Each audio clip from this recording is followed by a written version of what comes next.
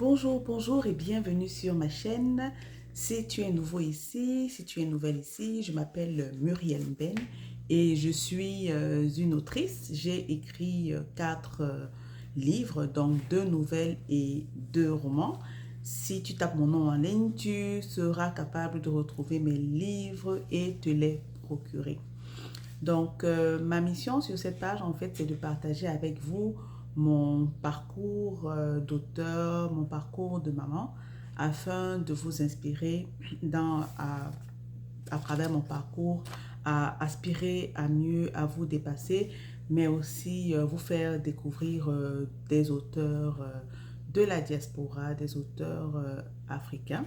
Donc, venez avec moi, je vous invite, faites comme chez vous et asseyez-vous. Donc aujourd'hui, j'aimerais revenir sur mon parcours d'auteur parce que ça fait maintenant 11 ans que j'ai commencé à écrire. Donc ma première nouvelle qui s'intitule La dernière pluie a été publiée le 2 octobre 2013. C'est une toute petite nouvelle qui rapporte en fait un fait divers qui a eu lieu au Cameroun. Ensuite, j'ai écrit le roman Un bond dans l'inconnu qui retrace en fait d'une certaine manière, qui s'inspire d'une certaine manière de mon histoire, de ma vie au Sénégal. Et bien autour de l'histoire que je raconte, en fait, l'objectif était aussi de montrer un autre aspect de l'Afrique parce que en parlant du Sénégal, de Dakar, parce que généralement on a une image un peu péjorative de notre continent où on imagine que tout le monde vit dans la savane, dans la forêt et tout. Donc dans le roman, j'essaie de montrer justement qu'il y a de belles choses, que les gens vivent aussi dans des bâtiments, il y a des bâtiments aussi beaux qu'en Occident et tout, que la vie est belle, il y fait bon vivre. Donc, après, j'ai publié le roman The Unruly Passenger qui retrace en fait l'histoire d'une jeune Nigériane qui est entrepreneur et qui fait l'expérience du racisme lors d'un déplacement vers une autre ville dans laquelle elle allait faire des courses. Donc, j'essaie un peu de retracer cela parce que c'est aussi l'histoire des, euh, des personnes, des Noirs en fait en Allemagne. Donc c'est ça. Et puis le dernier, mon deuxième roman s'intitule La fumée qui s'échappe du feu des marmites. Donc dans ce roman-là, je reviens un peu sur la situation de certaines femmes dans une société en Afrique, dans une société imaginaire et imaginée en Afrique. Et tout pour montrer en fait, pour essayer de comprendre d'où est-ce que ça vient, pourquoi est-ce que la femme est marginalisée et tout, donc, et déscolarisée. Donc, voilà à peu près ce dont mes livres parlent. Et je travaille, bon, j'ai soumis un dernier manuscrit. On verra s'il aboutit, je vous en parlerai un peu plus, mais justement, c'est toujours dans cette mouvance-là qui interroge la place de la femme dans la société euh, dans une société en fait imagée en Afrique. Donc moi j'aime bien placer mes romans dans des sociétés imaginaires parce que ça me donne une certaine latitude de créativité, ça me permet d'inventer des choses tout en me basant sur la réalité et tout. Donc ça me permet de questionner certaines choses sans pour autant être limité et prendre le risque forcément de commettre certaines erreurs. Donc, voilà, donc au cours de ces 11 années où j'ai publié 4 romans, on peut se dire en 11 ans, j'ai juste publié 4 romans. La vie n'est pas un long fleuve tranquille, mais j'espère aller au-delà, me dépasser justement pour les 11 prochaines années. Si le Seigneur me donne, me prête vie, me dépasser et publier, on espère 10 romans, à savoir un roman par année. Soyons fous, soyons ambitieuses. Donc, j'aimerais donc revenir sur 10 erreurs que 10 choses, on va pas dire 10 erreurs, mais on va dire 10 choses que j'aurais aimé savoir quand j'ai commencé à écrire, quand j'ai commencé à me faire publier. Donc, quand on commence à se faire publier, quand on finit, en fait, d'une certaine manière, quand on finit d'écrire son roman, d'une certaine manière, on a une certaine fièvre, on veut rapidement qu'il soit publié. ce qui fait que, ce qui entraîne un certain type d'erreur. Donc, la première chose que j'aurais aimé savoir, en fait, c'est de se méfier de ce sentiment-là de hâte, de fièvre, d'euphorie quand on finit d'écrire son premier roman parce que ça peut conduire à l'erreur, à bien d'autres erreurs. Donc, la deuxième erreur, justement, la première erreur que ça peut amener, justement, c'est de se précipiter et de se donner au plus offrant. Quand je dis au plus offrant, en fait, je parle de n'importe quel éditeur, se faire éditer par n'importe quel éditeur qui n'a pas une certaine rigueur dans son processus et dans son processus éditorial. Donc, moi, quand j'ai fini de publier mon premier roman, en fait, j'ai essayé de faire certaines recherches pour trouver des éditeurs dans la région. Il faut aussi savoir qu'il y a 10 ans, je n'avais pas forcément accès à Internet comme j'ai accès aujourd'hui. Donc, je n'avais pas d'ordinateur, donc il fallait aller dans un cybercafé ou bien emprunter l'ordinateur de ma cousine. Aujourd'hui, c'est bien différent. J'ai un accès illimité à Internet, donc j'ai pas forcément droit à des excuses, mais j'ai essayé aussi de regarder dans mon environnement immédiat, mon frère, d'autres auteurs, où est-ce qu'ils avaient publié leurs romans. Et donc, la chose qui s'est passée, c'est que quand tu commences aussi à publier, en fait, tu, euh, on appelle ça tu peux avoir le syndrome de l'imposteur de telle sorte que tu te dis, ok, ça c'est mon premier roman, je n'ai pas de valeur, qui suis-je pour qu'une grande maison d'édition me publie? Donc, ce qui fait que on risque de se tourner vers un éditeur, l'éditeur le plus offrant.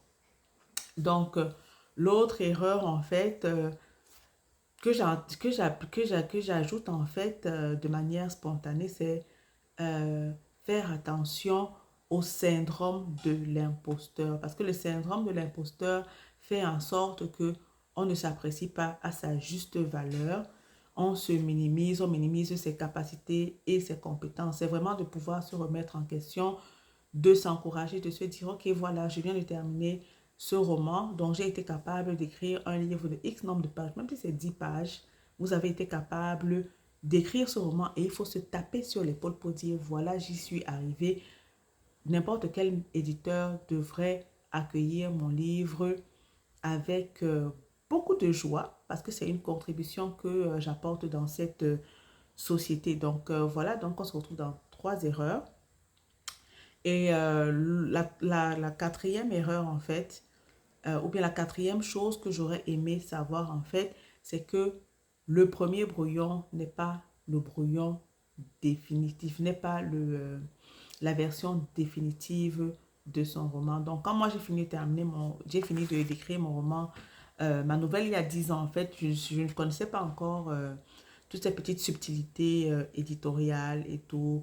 J'ai fini mon roman, j'avais fini mon roman et puis je me suis dit, ok, c'est la dernière version. Bien sûr, je l'avais relu, mais peut-être que si je l'avais relu plusieurs fois, j'aurais été capable d'améliorer certaines choses. Bien sûr, ce ne sera jamais parfait, mais peut-être j'aurais pu changer un certain nombre de choses et éviter un certain nombre d'erreurs. Donc, l'autre chose qu'il faut savoir justement, c'est que on peut éditer son livre plusieurs fois. Oui, on peut écrire son roman, son premier brouillon en un mois, c'est possible, mais on peut aussi l'éditer pendant plusieurs mois. Ce qui fait que vous avez parfois certaines personnes qui vous disent que elles ont écrit un livre en un an, en 2 ans, ou bien ça leur a pris 10 ans. Dernièrement, j'écoutais un podcast et il y a un auteur qui, je ne me rappelle plus son nom, mais il disait qu'après une trentaine d'années de carrière, il avait écrit son dernier roman et il disait que c'était l'histoire, vraiment, le roman qui lui avait pris toute sa vie. Donc, entre-temps, il avait publié d'autres livres, mais ce roman-là lui avait pris au moins une bonne dizaine d'années, sinon une bonne vingtaine d'années à écrire. Donc, vraiment, l'écriture, la rédaction de romans enseigne la patience. Donc, c'est vraiment de pouvoir se relire plusieurs fois, de faire relire. Si vous avez la chance d'avoir des personnes autour de vous qui peuvent relire vos romans, n'hésitez pas à le leur soumettre, bien sûr. qu'il soit objectif. Si c'est la famille, on ne veut pas juste entendre, oui, c'est bien, c'est merveilleux. Non, non, non, ça ne permet pas d'avancer. On veut des critiques constructives. Euh, L'autre chose que j'aurais aimé savoir, donc, dans mes notes, c'est le 6e point, mais il se peut que ce soit la 5e ou la 7e chose que j'aurais aimé savoir. Excusez-moi, c'est parce que j'ai ajouté un point de manière spontanée, donc je pense que ça doit être le 7e. La 7e chose que j'aurais aimé savoir, en fait, c'est l'existence des agents littéraires, l'existence des agents littéraires. Malheureusement, je n'ai pas encore eu la chance de pouvoir en trouver. J'ai envoyé des demandes. Mais si vous avez la possibilité d'avoir un agent littéraire, n'hésitez pas parce que l'agent littéraire, en fait, c'est la personne qui s'occupe de votre marketing, c'est la personne qui s'occupe de vous trouver des contrats, qui se bat pour vous, pour que votre roman aboutisse, pour que votre roman soit connu dans le monde. Et c'est ça qui encourage, justement, qui permet de faire plusieurs ventes. Si vous avez vraiment un bon agent littéraire, vous avez des chances de pouvoir prospérer en tant qu'écrivain et pouvoir en vivre. Bien sûr, il y a des gens qui n'ont pas d'agent littéraire, qui se débrouillent tout seuls, qui font dans l'auto-édition et qui s'en sortent tout seuls. Et donc, la 7e, la 8e chose que j'aurais aimé savoir, c'est qu'on ne devient pas forcément riche en écrivant ou en publiant un roman. Je me rappelle quand moi je commençais à publier et tout, en fait, on s'imagine en fait qu'on va vendre des centaines de millions d'exemplaires de livres, ce qui n'est pas impossible. Il y a des auteurs qui en vivent aisément, ce n'est pas impossible, mais encore une fois, l'agent littéraire, c'est la personne justement qui vous permet justement de booster vos ventes. Et aujourd'hui, avec Internet aussi, il y a des personnes qui sont très habiles sur Internet qui arrivent à booster leurs ventes. Donc, c'est de pouvoir jouer avec les différents outils dont on dispose, l'agent littéraire, Internet, le bouche à oreille, etc. Moi, c'est quelque chose, après 11 ans, je n'ai pas vraiment, je ne peux pas dire que je me suis enrichie en vendant des livres. J'ai eu de bonnes ventes. Et encore, bonnes ventes, ça dépend de qui.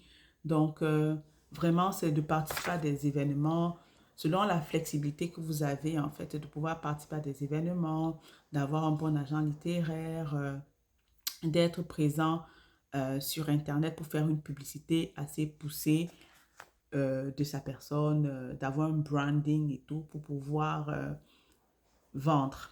Donc, et donc, la 9e chose que j'aurais aimé savoir, c'est que un roman, c'est un tremplin. Un roman ou un livre non fictionnel, c'est un tremplin en fait. C'est quelque chose qui assure votre notoriété. Vous pouvez vous baser sur l'écriture d'un roman justement pour, pour faire des présentations, pour être un conférencier. Vous pouvez aussi vous baser sur la publication de vos romans pour avoir des sous-produits. Vous pouvez aller à l'université pour animer des ateliers d'écriture. Vous pouvez aller dans des écoles aussi pour animer des ateliers d'écriture. Moi, j'ai créé un jeu littéraire, un jeu de cartes littéraires que je promeus. J'ai fait tout ce que je vous ai dit là, mais c'est de pouvoir vraiment le faire de manière substantielle, de manière constante, voyager et tout. Mais comme je dis aussi, ça dépend de votre vie de famille, de votre disponibilité, de votre profession. Est-ce que vous vivez à temps plein de l'écriture? Si oui, ça vous permet justement de pouvoir faire tous ces voyages, de pouvoir faire tous ces déplacements-là. Moi, j'ai choisi d'avoir une carrière professionnelle en plus d'être auteur. Donc, ce qui fait que je ne vis pas de l'écriture à 100%. L'écriture, c'est une passion. Et l'écriture, pour moi, c'est un tremplin. Ça me permet de passer certains messages et ça me permet aussi de laisser ma petite place dans cette société, en fait, de ne pas disparaître complètement. Donc, j'avais dit 10 choses, mais on va finir avec 11 choses que j'aurais aimé savoir. C'est que c'est une chose que j'ai observée en, en me rapprochant de la communauté littéraire anglophone. En fait, c'est eux qui ont plus cette culture-là, en fait, d'études de marché.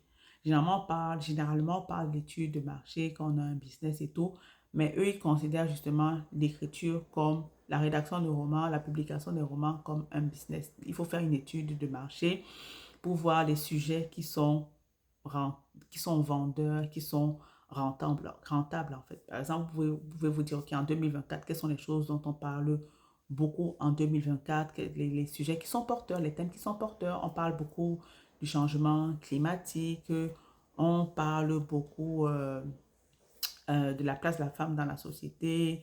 On a, à un moment donné, on avait le MeToo. Donc, en fait, vous pouvez surfer sur les différentes tendances et observer la société dans laquelle vous vivez, la vie dans laquelle vous vivez, être sensible, ouvert au sujet qui touche les gens de votre communauté. Donc, voilà les quelque chose, les quelques points, les informations que j'aurais aimé avoir quand je commençais à écrire et même au fur et à mesure de ma carrière sont des choses que j'ai apprises sur le tas. Maintenant, j'essaye de lire des auteurs aussi, d'autres auteurs qui donnent des conseils d'écriture. J'essaye de m'adapter et tout. Donc, on espère, l'écriture, c'est un roman, c'est comment dire, c'est une expérience sur du long terme. Donc, ma carrière n'est pas terminée. On verra ce qu'elle me réserve. Donc, sur ce, je vous souhaite une bonne continuation. N'hésitez pas à laisser des commentaires, à me dire quel est votre parcours et tout. Donc, on se dit à bientôt dans une autre vidéo. Bye!